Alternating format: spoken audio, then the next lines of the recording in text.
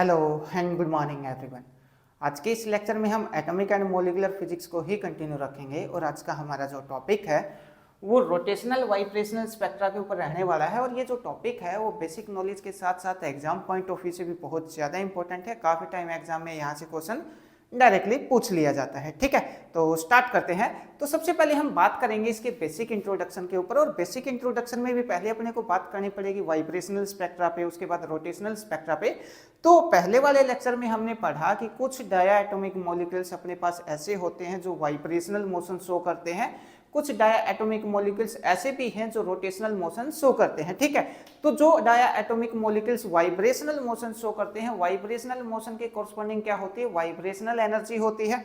ठीक है, और उसको हमने सोल्व किया, वहां से अपने पास हार्मोनिक ऑक्सीलेटर और अनहार्मोनिक ऑक्सीलेटर का केस निकल के आया। ठीक है, उसके बाद रोटेशनल मोशन की बात करूं तो कुछ डाया एटॉमिक मॉलिक्यूल्स ऐसे भी होते हैं जो रोटेशनल मोशन शो करते हैं।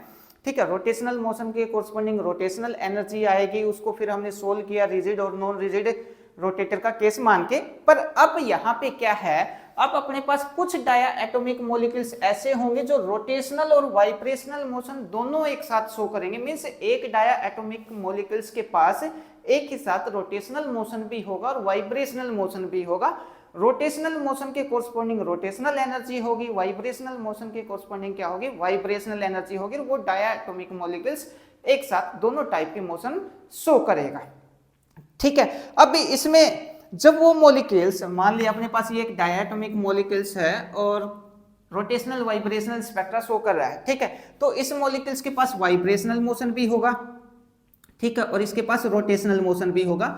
जब वाइब्रेशनल मोशन होगा तो हम यहाँ पे कौन सा अप्रोच यूज करेंगे, अनहार्मोनिक ऑक्सीलेटर वाला अप्रोच यहाँ पे यूज करेंगे, अनहार्मोनिक ऑक्सीलेटर वाला। ठीक है, और जब रोटेशनल मोशन शो करेगा ये मॉलिक्यूल्स तो हम यहाँ पे रिजिड रोटेटर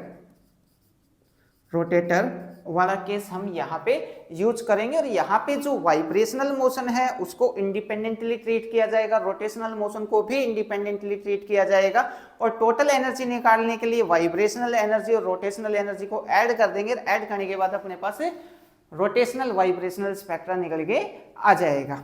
ठीक है, अब ये जो वाइब्रेशनल मोशन की कोरस्पॉन्डिंग अनहार्मोनिक ऑक्सीलेटर लिया है, रोटेशनल मोशन के कोरस्पॉन्डिंग हमने अप्रोच ली है रिजिड रोटेटर वाली, तो इनके ऊपर हमने ऑलरेडी लेक्चर अपलोड कर रखा है। आप चैनल की एटॉमिक एंड मॉलिक्यूलर की प्लेलिस्ट में जाके बड़े आराम से इनको देख सकते हैं और समझ सकते हैं। और साथ ही फिजिक्स की ऑलमोस्ट सब ब्रांच के हमने लेक्चर अपलोड कर रखे हैं, अगर आप वो जाके देखना चाहते हैं तो वो भी बड़े आराम से देख सकते हैं, बड़ी आसानी से आपको समझ आएंगे। अगर या फिर कोई डाउट आता है तो आप मैसेज करके, कमेंट करके या कॉल करके भी पूछ सकते हो। ठीक है, तो ये जो अनहार्मोनिक ऑक्सीलेटर है इसका रिजल्ट यहाँ पे यूज किया जाएगा। ठीक, और रिजिड रोटेटर का जो रिजल्ट है वो भी हम यहाँ पे यूज करेंगे। उसके बाद अपने पास क्या निकलेगा, रोटेशनल वाइब्रेशनल स्पेक्ट्रा निकलेगा। मींस रोटेशनल वाले मोशन में हमने जो टर्म्स यूज की थी, जो रिजल्ट निकाले थे वो भी यहाँ पे लगेंगे, वाइब्रेशनल वाले भी यहाँ पे रिजल्ट लगेंगे। अगर आप ये लेक्चर डायरेक्टली देख रहे हैं तो समझना थोड़ा सा मुश्किल होगा, कुछ टर्म ऐसी होंगी जो आपको डायरेक्टली याद रखनी पड़ेंगी। अगर आपने रोटेशनल मोशन और वाइब्रेशनल मोशन को पहले देख रखा है तो बड़ी आसानी से रोटेशनल वाइब्रेशनल स्पेक्ट्रा को आप समझ जाओगे। ठीक है, आई होप आपको ये समझ आ गया होगा। अब अगर अपने को टोटल एनर्जी निकालनी है ऐसे मॉलिक्यूल्स की जो रोटेशनल और वाइब्रेशनल मोशन शो करता है, तो वाइब्रेशनल एनर्जी और रोटेशनल एनर्जी को ऐड कर दूंगा। ऐड करने के बाद टोटल एनर्जी आ जाएगी। उसके बाद दोनों के सिलेक्शन रूल लगा दूंगा। सिलेक्शन रूल लगा दूंगा तो एक एक करके दोनों की ट्रांजिशन भी शो कर देंगे। ठीक है, तो आई होप आपको रोटेशनल और वाइब्रेशनल स्पेक्ट्रा समझ आ गया होगा। ठीक है, अब रोटेशनल वाइब्रेशनल स्पेक्ट्रा होता कैसे है इसके ऊपर भी थोड़ा सा बात करते हैं। जैसे अपने पास कुछ इलेक्ट्रॉनिक्स लेवल हैं, ये अपने पास कुछ इलेक्ट्रॉनिक्स लेवल हैं, इनको मैंने बोल दिया ग्राउंड स्टेट के इलेक्ट्रॉनिक्स लेवल, एन कैप से मैंने इसको, एन से मैंने इसको डिनोट कर दिया। और ये एक्साइटेड स्टेट के इलेक्ट्रॉनिक्स लेवल एन। ठीक है, एक्साइटेड स्टेट के। अब एक इलेक्ट्रॉनिक स्टेट के कोरस्पॉन्डिंग बहुत सारे वाइब्रेशनल लेवल होते हैं। ये अपने पास वाइब्रेशनल लेवल है, फर्स्ट वाइब्रेशनल लेवल है 0, फर्स्ट, सेकंड और थर्ड, फोर्थ। ये यहाँ से अलग से आ जाएगा, nu prime equal to first, second, third, इस टाइप से चलेगा। ठीक है, तो एक इलेक्ट्रॉनिक लेवल के कोरस्पॉन्डिंग क्या होते हैं, बहुत सारे वाइब्रेशनल लेवल होते हैं, और एक वाइब्रेशनल लेवल के कोरस्पॉन्डिंग बहुत सारे क्या होते हैं, रोटेशनल लेवल होते हैं। तो ये जो वाइब्रेशनल लेवल है, इस वाइब्रेशनल लेवल के अंदर बहुत सारी ये जो छोटी छोटी लाइंस आपको दिखाई दे रही है, ये किसको रिप्रेजेंट करती है, रोटेशनल लेवल को रिप्रेजेंट करती है। ये जो बड़ी लाइन है ये वाइब्रेशनल लेवल को रिप्रेजेंट करती है, और ये n प्राइम और n ये इलेक्ट्रॉनिक्स लेवल को रिप्रेजेंट करके बताते हैं। अब अगर ट्रांजिशन यहां से यहां पे होगी तो इसको हम बोलेंगे इलेक्ट्रॉनिक स्पेक्ट्रा। ठीक है, अब अगर इलेक्ट्रॉनिक स्टेट को मैं फिक्स कर दूं और वाइब्रेशनल लेवल के बीच में अगर मैं ट्रांजिशन करवाता हूं तो इसको हम यहां पे अपने को मिलेगा वाइब्रेशनल स्पेक्ट्रा। अब अगर ये जो छोटी छोटी लाइंस इनको उठा के मैं यहां पे लिख लेता हूं, अब मैं इलेक्ट्रॉनिक लेवल को तो क्या कर लेता हूं, फिक्स कर लेता हूं, और वाइब्रेशनल लेवल के बीच में एक ये बड़ी लाइन है, ठीक है, इस लेवल से यहां पे ट्रांजिशन होती तो इसको हम बोलते हैं rotational spectra, pure rotational spectra. अब रोटेशनल वाइब्रेशनल स्पेक्ट्रा क्या होगा, इसमें रोटेशनल एनर्जी लेवल भी चेंज होंगे और वाइब्रेशनल एनर्जी लेवल भी क्या होंगे, चेंज होंगे। अब ट्रांजिशन यहां से यहां के बीच में होगी तो रोटेशनल एनर्जी लेवल भी चेंज हुए हैं और बीच में ये वाइब्रेशनल एनर्जी लेवल भी क्या हुआ है, चेंज हुआ है। इस टाइप से अपने को रोटेशनल वाइब्रेशनल स्पेक्ट्रा मिलेगा। ठीक है, जो बेसिक चैप्टर था, बेसिक इंट्रोडक्शन ऑफ स्पेक्ट्रोस्कोपी, उसके अंदर हमने ये काफी अच्छे से समझा था कि इनके बीच का जो एनर्जी डिफरेंस है वो कितना होता है, एनर्जी गैप कितना होता है तीनों का। ठीक है, अब बात कर लेते हैं हमें इसको एग्जाम में किस टाइप से लिखना है उसके ऊपर। तो at high temperature,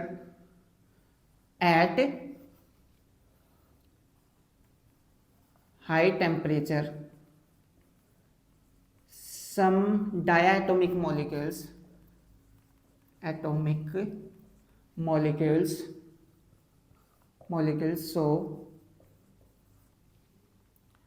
so both rotational and vibrational motion, so both rotational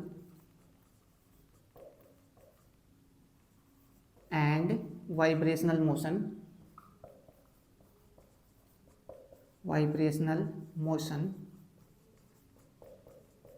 and both motion are treated independently, and both motion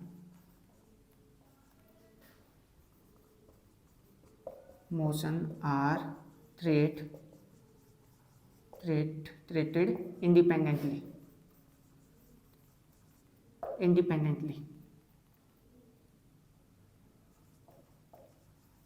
एक बार ये स्पेलिंग चेक कर लेना। ठीक है, अब नेक्स्ट पॉइंट में क्या है, अब अगर मैं रोटेशनल मोशन लूंगा तो रोटेशनल मोशन के कोरस्पॉन्डिंग हम क्या मानेंगे, रिजिड रोटेटर मानेंगे। वाइब्रेशनल मोशन मानूंगा डायटोमिक मॉलिक्यूल्स के, तो अनहार्मोनिक ऑक्सीलेटर वाला केस यहाँ पे लेके चलेंगे और दोनों के रिजल्ट ही यूज करेंगे।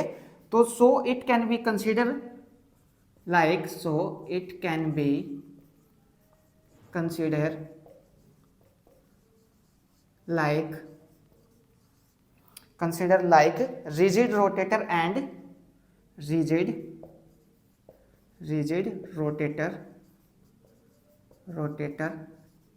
and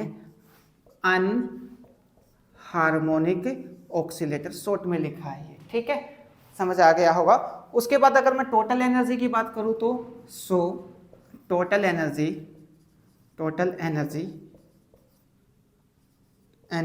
ऑफ डायटोमिक मॉलिक्यूल्स, तो डायटोमिक मॉलिक्यूल्स की टोटल एनर्जी कितना हो जाएगी, इसको हम लिखेंगे E, और E is the function of V and J। ठीक है, V किसको रिप्रेजेंट करता है, वाइब्रेशनल एनर्जी को रिप्रेजेंट करता है, J किसको रिप्रेजेंट करता है, रोटेशनल एनर्जी को रिप्रेजेंट करता है। जो एनर्जी है वो वाइब्रेशनल और रोटेशनल दोनों के ऊपर क्या कर रही है, डिपेंड कर रही है। ठीक है, इसको हम क्या लिखेंगे, ये आ जाएगी अपने पास वाइब्रेशनल एनर्जी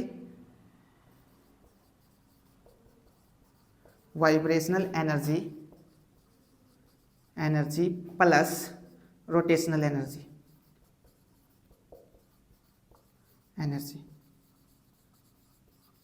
ठीक है, अब वाइब्रेशनल एनर्जी की और रोटेशनल एनर्जी के डायरेक्टली हम यहाँ पे रिजल्ट यूज करेंगे, जो कि हम वाइब्रेशनल एनर्जी में तो हम अनहार्मोनिक ऑक्सीलेटर वाली जो अप्रोच थी वो यूज करेंगे, और रोटेशनल में हम किसका यूज करेंगे, रिजिड रोटेटर वाला डायरेक्ट रिजल्ट यूज करेंगे। तो एनर्जी कितना थी अपने पास, energy is the function of v and j, और ये कितना आई थी, ये आई थी v plus 1/2 hc omega e plus minus v plus 1/2 इस कंप्लीट का whole square hc omega e, और साथ में आया था अपने पास xe। ठीक है, एक्सी यहाँ पे किसको रिप्रेजेंट करके बताता है, अनहार्मोनिसिटी को रिप्रेजेंट करके बताता है। और ये फिजिकली बोलता है कि अपने को कि अगर मैं हार्मोनिक से अनहार्मोनिक वाले केस में जाऊंगा तो उसके अंदर कितना चेंज आएगा, ये बात फिजिकली अपने को बताएगा एक्स ई, जिसको हम बोलते हैं अनहार्मोनिसिटी, हार्मोनिसिटी। ठीक है, उसके बाद ये तो किसकी एनर्जी है, ये एनर्जी है वाइब्रेशनल एनर्जी, जो किसका केस है, अनहार्मोनिक ऑक्सीलेटर का केस है। उसके बाद प्लस कौन सी एनर्जी लेनी पड़ेगी अपने को, रोटेशनल एनर्जी लेनी पड़ेगी। तो प्लस का साइन, रोटेशनल एनर्जी कितना आती थी अपने पास, J इंटू जे प्लस 1, और साथ में क्या आ जाएगा, ये आ जाएगा BHC। ये अपने पास रोटेशनल एनर्जी है, और ये इतना जो है वो अपने पास क्या है, वाइब्रेशनल एनर्जी है। ठीक है, अब इस एनर्जी को किसकी फॉर्म में लिखेंगे, वेव नंबर की फॉर्म में लिखेंगे। तो कंप्लीट को क्या करेंगे, hc से डिवाइड करवा देंगे। hc से डिवाइड करवा देंगे तो ये वाली टर्म कैंसिल हो जाएगी, ये वाली टर्म भी कैंसिल हो जाएगी, और ये वाली टर्म भी कैंसिल हो जाएगी। इधर क्या आ जाएगा अपने पास, hc आ जाएगा। तो यहाँ पे लिखेंगे in wave number, energy in wave, direct wave number लिख देता हूं, वेव नंबर की फॉर्म में लिख रहे हैं अब वो इक्वेशन को। तो ये आ जाएगा अपने पास E V J और बाय HC, और ये वाली term as it is V plus 1/2, और ये HC कैंसिल हो जाएगा, साथ में आएगा omega E plus minus V plus 1/2 इस कंप्लीट का होल स्क्वायर। HC यहाँ से भी क्या हो जाएगा, कैंसिल हो जाएगा, ओमेगा E और XC बच जाएगा, यह आ जाएगा ओमेगा E और XC बच गया अपने पास। उसके बाद प्लस का साइन, और ये J इंटू जे प्लस 1 और B, यहाँ पे लिखता हूँ J इंटू जे प्लस 1 और HC कैंसिल, ये आ जाएगा B। ये इसको हमने बोल दिया इक्वेशन नंबर सेकंड, और ये वाली अपने पास इक्वेशन नंबर फर्स्ट। ठीक है, हमने ये जो इक्वेशन नंबर फर्स्ट है इसको किसकी फॉर्म में लिख दिया, इसको हमने लिखा है वेव नंबर की फॉर्म में। ठीक है, अब नेक्स्ट पॉइंट में हम क्या करते हैं, अपने पास ये जो E is the function of V and J divide by HC, इसको हम किसके इक्वल मान लेते हैं, इसको हम FVJ के इक्वल मान लेते हैं। तो मैं यहाँ पे लिखता हूँ अपने पास ये जो EVJ और बाय HC, इसको हमने मान लिया किसके इक्वल, FVJ के इक्वल मान लिया, FV और J के इक्वल हमने इसको मान लिया। तो ये वैल्यू कहाँ पे रखते हैं, ये वैल्यू यहाँ पे रख देंगे। कंप्लीट टर्म किसके इक्वल आ जाएगी, इसके इक्वल आ जाएगी। तो अब क्या आएगा अपने पास, अब अपने पास जो इक्वेशन आएगी वो इक्वेशन आ जाएगी, यही इक्वेशन एज इट इज लिखता हूँ, V प्लस 1/2, साथ में क्या है omega E minus V plus 1/2 इसका स्क्वायर, और omega E XE plus rotational energy level कितना है, J इंटू जे प्लस 1, और साथ में क्या है B। ठीक है, अब हम यहाँ पे क्या करेंगे, हम V की वैल्यू क्या रखेंगे, कांस्टेंट रखेंगे। V की वैल्यू हम यहाँ पे 0 रख देंगे, और वाइब्रेशनल लेवल के कोरस्पोंडिंग जितने भी रोटेशनल लेवल हैं उनकी वैल्यू लेके चलेंगे। हमने क्या लिया था, ये अपने पास वाइब्रेशनल लेवल है, वाइब्रेशनल लेवल के कोरस्पोंडिंग क्या थे, ये रोटेशनल एनर्जी लेवल्स थे। ठीक है, ये वाइब्रेशनल लेवल को तो क्या रख दिया, कांस्टेंट रख दिया। अब ये जितनी भी वैल्यू है रोटेशनल लेवल की, इन सबको लेके चलेंगे। ठीक है, और एक वाइब्रेशनल लेवल के कोरस्पोंडिंग तकरीबन 100 रोटेशनल लेवल आ सकते हैं। ये बात हमने पढ़ी थी कहाँ पे, basic introduction of molecular spectroscopy के अंदर। ठीक है, अगर वो लेक्चर देखना चाहते हैं तो चैनल की प्लेलिस्ट में जाके देख सकते हैं। ठीक है, तो V की जो वैल्यू है, V की वैल्यू हमने यहाँ पे कितना ले ली, 0 ले ली। अब V की 0 लेवल वैल्यू के कोरस्पोंडिंग जितनी भी J की वैल्यू है वो सब हम यहाँ पे लेके चलेंगे। और J की सब वैल्यू क्या है, V की वैल्यू 0 रखता हूँ, यहाँ पे कितना आ जाएगा, F V की जगह कितना आ जाएगा, 0 और ये j एज इट इज। ठीक है, इसमें भी यहाँ पे भी ये वैल्यू पुट करता हूँ, f की जगह सॉरी v की जगह कितना पुट करूंगा, 0 पुट करूंगा, 0 पुट करूंगा तो कितना आ जाएगा, ये टर्म 0 हो जाएगी, ये आ जाएगा 1/2 ओमेगा e माइनस 1/2 यह आ जाएगा 1/4 omega e x e plus ये वाली टर्म एज इट इज यहाँ पे आ जाएगी j इंटू जे प्लस 1 और b। ठीक है, अब नेक्स्ट में क्या करते हैं, नेक्स्ट में हम j की वैल्यू अब रखते चलेंगे।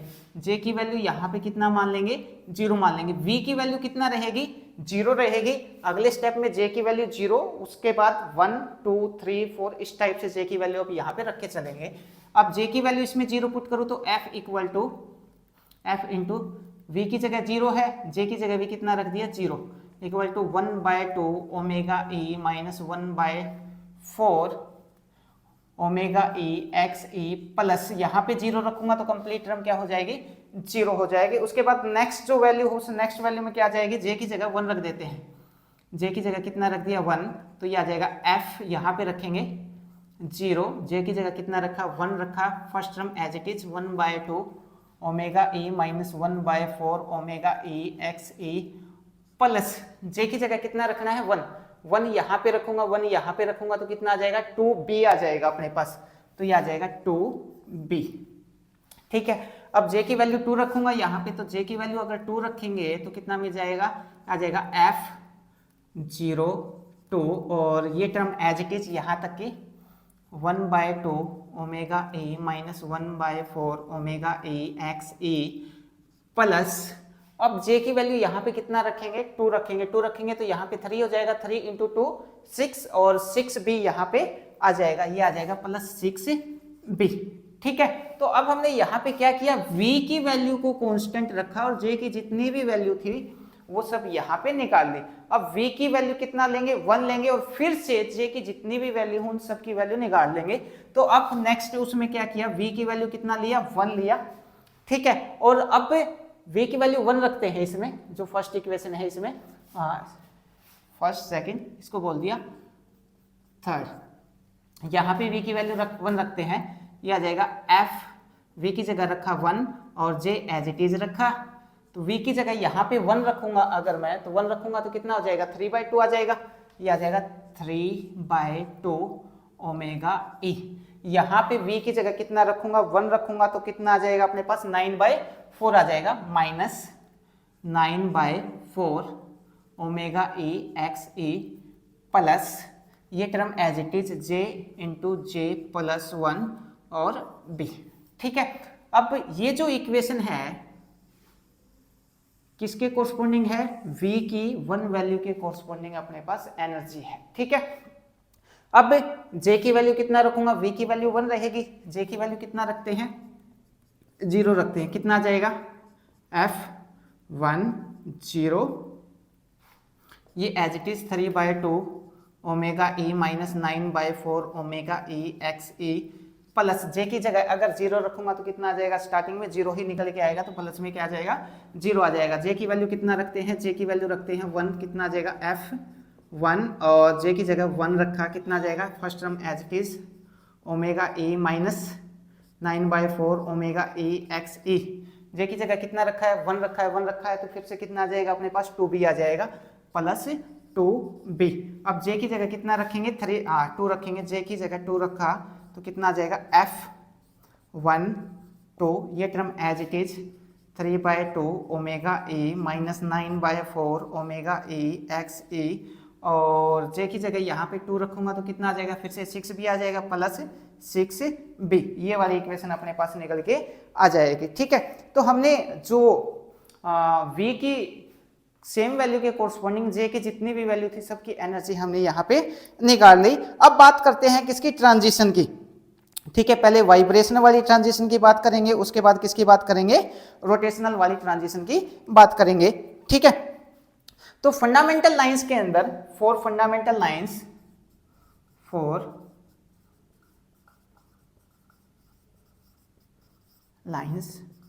अब यहाँ पे जो सिलेक्शन रूल यूज होगा वो इन्हीं वाले सिलेक्शन रूल क्या करेंगे, वाइब्रेशन वाले में वाइब्रेशन का, रोटेशन वाले में रोटेशन का। तो वाइब्रेशन वाले में जो हमने सिलेक्शन रूल लिया था वो डेल्टा वी इक्वल टू कितना था, प्लस माइनस 1 हमने लिया था। जब प्लस माइनस 1 हमने लिया था तो एक बहुत ज्यादा इंटेंसिटी की स्पेक्ट्रल लाइन अपने को मिल रही थी किसके अंदर, वाइब्रेशनल स्पेक्ट्रा के अंदर। ठीक है, तो अब हम यहाँ पे ट्रांजिशन करवाएंगे वाइब्रेशनल लेवल में। वाइब्रेशनल लेवल में ट्रांजिशन कहाँ से कहाँ तक करवाएंगे, v इक्वल टू 0 से हमने मान लिया ट्रांजिशन कहाँ तक हो रही है, 2 1 तक ट्रांजिशन होगी। ठीक है, v इक्वल टू 0, ये v इक्वल टू 0 मान लिया और ये v इक्वल टू कितना मान लिया, 1 मान लिया। यहाँ से ट्रांजिशन यहाँ पे होगी।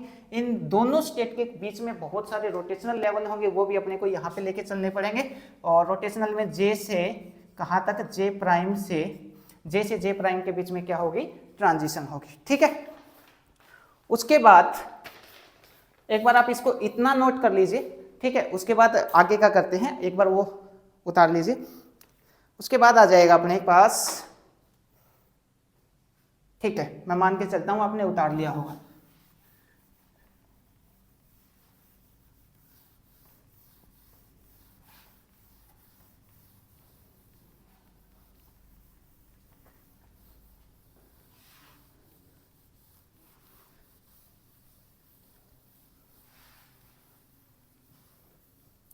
अब ट्रांजिशन की बात की है तो क्या करना पड़ेगा, बोहर साहब के थर्ड पोस्टुलेट का यूज करते हैं। थर्ड पोस्टुलेट क्या है अपने पास, H nu equal to E2 minus E1। इसको वाइब्रेशनल और रोटेशनल की फॉर्म में लिख लेते हैं तो क्या आ जाएगा अपने पास, एच न्यू इक्वल टू ई किसका फंक्शन है अपने पास, वाइब्रेशनल एनर्जी का फंक्शन है और रोटेशनल एनर्जी का फंक्शन है, तो V प्राइम और J prime.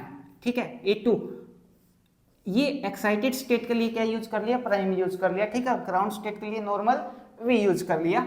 Minus E is the function of E किसका फंक्शन है, V का और J का फंक्शन है। ठीक है, अब V और J की जगह वैल्यू रख देंगे। वैल्यू कहां से कहां तक, V की वैल्यू 0 से 1 तक और J की वैल्यू J से J प्राइम तक। ठीक है, तो अपने पास क्या निकल के आ जाएगा, न्यू की जगह रखते हैं C by lambda equal to E और V प्राइम कितना है 1 और J की जगह क्या है, J प्राइम ही रखते हैं, J प्राइम माइनस E और 0 और J। ठीक है, नेक्स्ट स्टेप में क्या करते हैं, इस HC को उठा के मैं इधर ले आता हूं।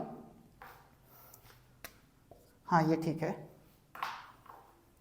HC को उठा के इधर लेके आऊंगा तो इधर क्या बच जाएगा, 1 by lambda equal to E1 J prime by HC minus E0 J और बाय HC। ठीक है, नेक्स्ट स्टेप में 1 बाय लैम्डा अपने पास क्या होता है, 1 बाय लैम्डा को हम बोलते हैं वेव नंबर, तो इसको हम लिखेंगे न्यू प्राइम। और इस कंप्लीट को हमने यहाँ पे क्या लिखा, इसको हमने लिख लिया ये EVJ बाय HC को हमने क्या लिखा था, FVJ लिखा था, तो यहाँ पे भी यही लिखेंगे, ये आ जाएगा। बस वैल्यू रख देंगे, V का जो वैल्यू ले रखा है वो V का वैल्यू रख देंगे, बाकी एच टी, तो ये आ जाएगा F और V की वैल्यू 1 है और J prime minus F V की वैल्यू कितना 0 और साथ में J। ठीक है, ये वैल्यू है अपने पास और ये वैल्यू भी है। अब अगर ये वैल्यू रखूंगा, इस वाली टर्म की वैल्यू रखूंगा, इसको बोल दिया कि टर्म फर्स्ट, इसको बोल दिया टर्म सेकंड। अगर टर्म फर्स्ट की वैल्यू रखूंगा तो कहां से रखेंगे, इस इक्वेशन से रखेंगे। ठीक है, ये अपने पास मास्टर इक्वेशन है किसका, रोटेशनल वाइब्रेशनल स्पेक्ट्रा का। तो इसमें क्या करेंगे, V की जगह कितना रखेंगे, 1 रखेंगे और J की जगह कितना रखेंगे, J प्राइम रखेंगे, तो ये वाली वैल्यू निकल के आ जाएगी। अब इसकी वैल्यू निकालनी है तो V की जगह कितना रखूंगा, J, और J की जगह कितना रखूंगा, J ही रखूंगा, तो इसकी वैल्यू भी निकल के अपने पास आ जाएगी। दोनों की वैल्यू रखते हैं इसमें, तो कितना निकल के आएगा, ये आ जाएगा न्यू प्राइम। न्यू प्राइम क्या होता है, वेव नंबर होता है, तो ये वैल्यू रखेंगे यहाँ पे। V की जगह 1 रखूंगा तो कितना आ जाएगा 3/2 और ये आएगा ओमेगा E। आगे आ जाएगा अपने पास -9/4 omega E x E plus J prime into J prime plus 1 और साथ में क्या आएगा B। ठीक है, ये वैल्यू किसकी है अपने पास, ये वैल्यू फर्स्ट टर्म की और इसको लिखा ब्रैकेट में, बीच में किसका साइन है, माइनस का साइन है, माइनस का साइन हमने यहाँ पे लगा दिया। अब कौन सी टर्म रखेंगे, ये वाली टर्म, v की जगह कितना रखूंगा 0 और j की जगह क्या रखूंगा, j ही रखूंगा। तो अपने पास क्या इक्वेशन निकल के आएगी, ये आ जाएगी 1/2 omega a minus 1/4 omega a x a, ठीक है, plus j into J plus 1 और साथ में p।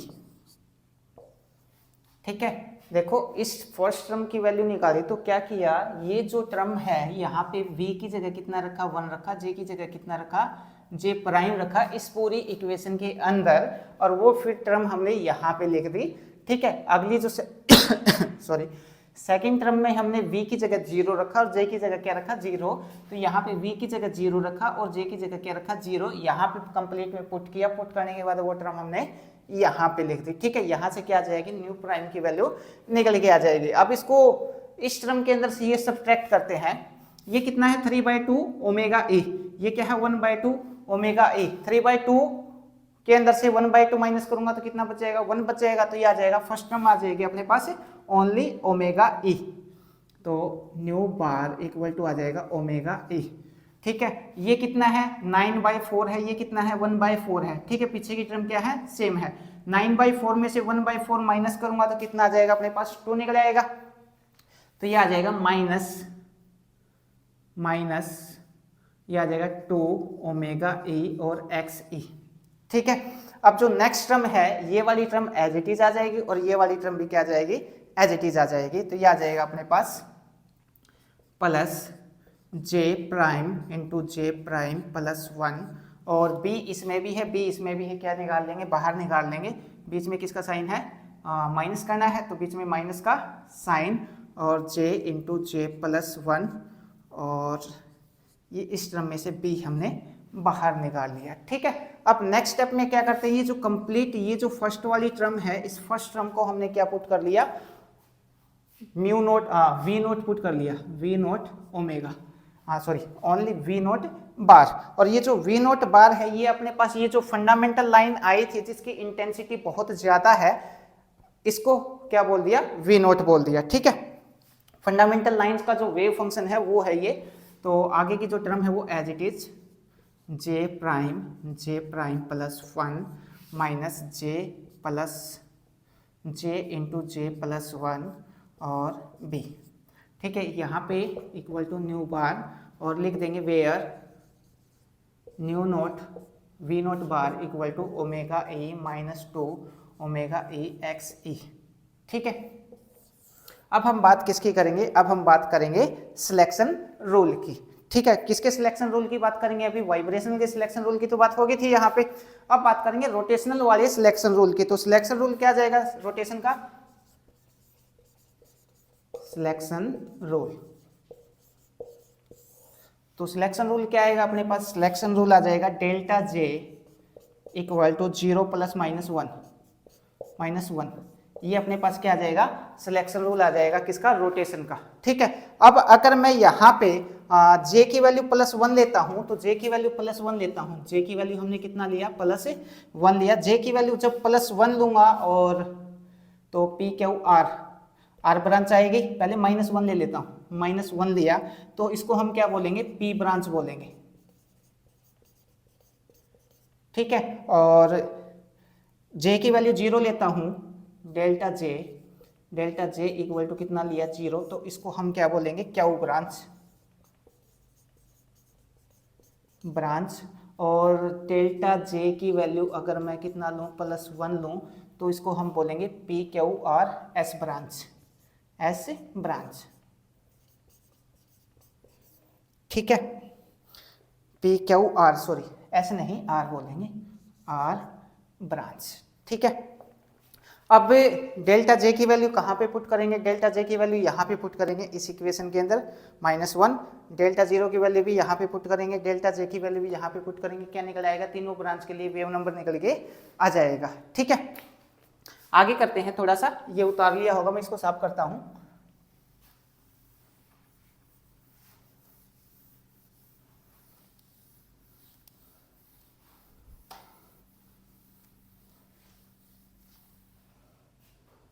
अगर मैं पी ब्रांच की बात करता हूं तो पी ब्रांच की बात करूंगा तो क्या जाएगा अपने पास, डेल्टा जे इक्वल टू -1, और इसमें लेके चलेंगे जे प्राइम की जगह क्या पुट करेंगे, जे -1 पुट करेंगे। ये क्या है, पी ब्रांच का। ये वैल्यू उठा के यहाँ पे इस इक्वेशन में पुट करूंगा, इक्वेशन नंबर स्टार, तो क्या निकल आएगा, यहाँ पे अपने पास से Vp बार इक्वल टू आएगा अपने पास V0 बार -2JP। ये दोनों वैल्यू उठा के इस इक्वेशन के अंदर पुट करना, अपने पास ये वाली टर्म निकल के आ जाएगी। इस टाइप से किसके लिए निकालेंगे, J के लिए निकालेंगे, और इसी टाइप से किसके लिए निकालेंगे, सॉरी इस टाइप P Q R तीनों ब्रांच के लिए हम इसी टाइप से निकालेंगे। ठीक है, अब इन तीनों ब्रांच के अंदर जो ट्रांजिशन होगी वो ट्रांजिशन किस टाइप से होगी, इसके ऊपर बात कर लेते हैं। तो सबसे पहले एनर्जी लेवल से लेते हैं, first, second, third, fourth, fifth. ठीक है, ये हमने बोल दिया J equal to 0, 1 2 3 4 J prime की वैल्यू, और ये J इक्वल टू कितना, 0 फर्स्ट, सेकंड, 3 4। ठीक है, अब सिलेक्शन रूल क्या है अपने पास, 0 ± 1। ठीक है, तो पहले ट्रांजिशन किसकी करवाते हैं, पी ब्रांच का लेके चलते हैं। पी ब्रांच में क्या है अपने पास, पी ब्रांच में -1 वैल्यू है, तो कहां से कहां तक ट्रांजिशन करेंगे, 0 से लेके स्टार्टिंग में, एक सेकेंड, हाँ यहां से ट्रांजिशन कहां पे करेंगे, J इक्वल टू 0 पे। कितने का फर्क है दोनों में, -1 का फर्क है। उसके बाद यहाँ से ट्रांजिशन कहाँ पे लेके चलेंगे, करेंगे यहाँ पे, यहाँ से ट्रांजिशन यहाँ पे होगी, यहाँ से ट्रांजिशन कहाँ पे होगी, यहाँ पे। इसको हम बोलते हैं पी ब्रांच। 0 से कहाँ, हाँ 1 से कहाँ पे की, 0 से 0 पे, 2 से कहाँ पे की, 1 पे, और 3 से कहाँ पे की, 2 पे, और 4 से कहाँ पे की, 3 पे। माइनस का क्या है, डिफरेंस है। उसके बाद 1 +1 वाली किसके लिए है, +1 आर ब्रांच के लिए है। तो आर ब्रांच के लिए ट्रांजिशन किस टाइप से होगी, ये हो जाएगी 0 से फर्स्ट, फर्स्ट से सेकंड, सेकंड से थर्ड, और थर्ड से फोर्थ। ठीक है, इसको हम बोलेंगे आर ब्रांच। ठीक, और अपने पास जो क्यू ब्रांच है वो क्या रहेगी, यहाँ पे मिसिंग रहेगी, Q branch, branch missing, missing, क्योंकि ये जो है वो सिलेक्शन रूल को फॉलो नहीं करेगी। ठीक है, तो ये था अपने पास वाइब्रेशनल और रोटेशनल स्पेक्ट्रा। इस टाइप से आपको ये एग्जाम में लिख के आना है, तो आपको कंप्लीट नंबर मिल जाएंगे। अगर इसमें से कोई बात समझ ना आई हो तो मैसेज करके या फिर कमेंट करके पूछ सकते हैं। Thank you.